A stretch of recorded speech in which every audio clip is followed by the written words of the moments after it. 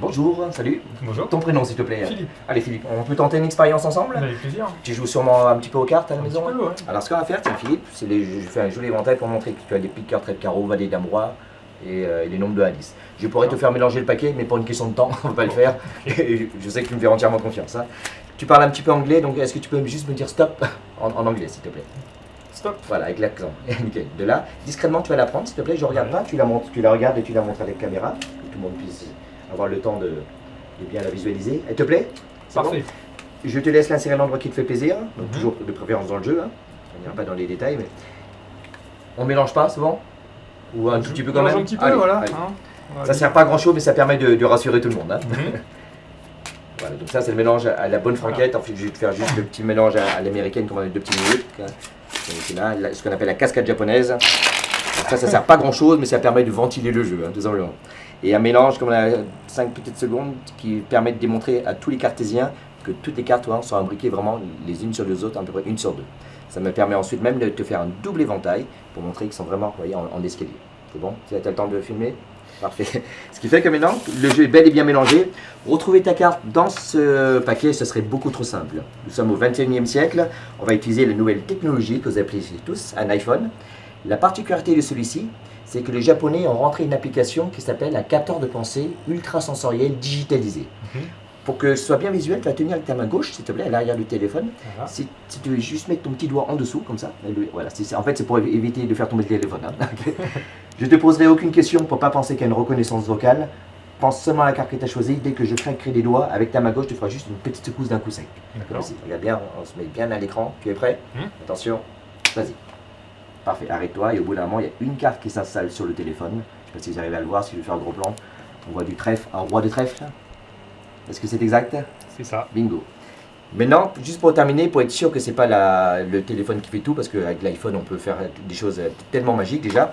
Le seul moyen c'est de vérifier dans le paquet que tu as mélangé, de vérifier dans la boîte avec le téléspectateur qui a rien de particulier.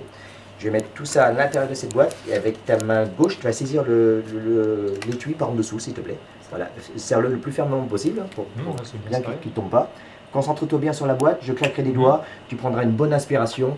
Il y a l'expiration, tous les muscles de tes doigts progressivement vont se détendre tout doucement. Ok, tu es prêt? Attention, bon. concentre-toi bien, inspire. Parfait, expire tout doucement, en détendant tous les muscles de tes doigts, comme si tu voulais voir maintenant. Il y a une carte, une seule, petit à petit, qui remonte du paquet. Et si je prends la boîte et qu'on retourne, une et une seule, il s'agit exactement du roi de trèfle. Et je vais te la laisser bien sûr en cadeau car tu as mes coordonnées avec le site internet pour tes prochaines animations. Je vous propose de vous présenter un accessoire un petit peu particulier, je ne sais pas si vous arrivez à voir. C'est ce qu'on appelle en fait un portefeuille avec une sécurité enfant ou tout simplement pour vous un détecteur d'ambiance pour voir si les personnes qui sont face à moi sont chaleureuses ou pas. S'il n'y a pas de flamme, c'est que je dois ramer derrière. Hein. Apparemment c'est bon. Donc pour les personnes chaleureuses, j'aimerais juste vous démontrer un petit secret. C'est comment gagner à chaque fois à la loterie nationale, que ce soit le loto, le Keno, l'euro million, tous ces jeux où on perd souvent parce qu'on pense qu'il faut cocher les bons numéros, alors que c'est très rare de tomber sur les bons. La seule méthode, la plus sûre, c'est de trouver les bons papiers. La particularité, regardez bien le secret, il est là, si tu peux te rapprocher, est-ce que tu vois une sorte de petite plaque ici, en plein milieu? Il y a une petite plaque en métal. Voilà, je ne sais pas si tu arrives à voir là, Ouais. c'est légèrement épais. Alors qu'est-ce que c'est que cette plaque? C'est comme sur une carte bancaire, il y a souvent une petite puce électronique. Et bien pour voir si ces bulletins sont gagnants ou pas, concentre-toi bien dessus, le clignoter des yeux, regardez bien, on fait juste ici 1, 2, 3, et au bout d'un moment, tu as ici vraiment l'impression de gagner, et à la place, tu vas d'obtenir ici plein de monnaie à la place. Voilà, et là normalement, c'est quand il y a du monde, c'est le premier qui applaudit qui a tout l'argent. Mais comme il n'y a personne, je le garde pour moi.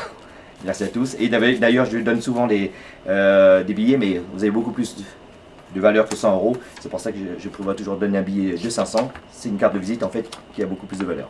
Voilà, c'est une carte publicitaire. Allez, tenez, pour cette troisième petite routine, j'aimerais juste vous dévoiler un petit secret. Qu'est-ce que c'est que ce papier? Ça ressemble à du papier de cigarette, mais plus exactement, ça vient de Suisse. Et en Suisse, on appelle ça de l'argent suisse, car il a été blanchi, tout simplement.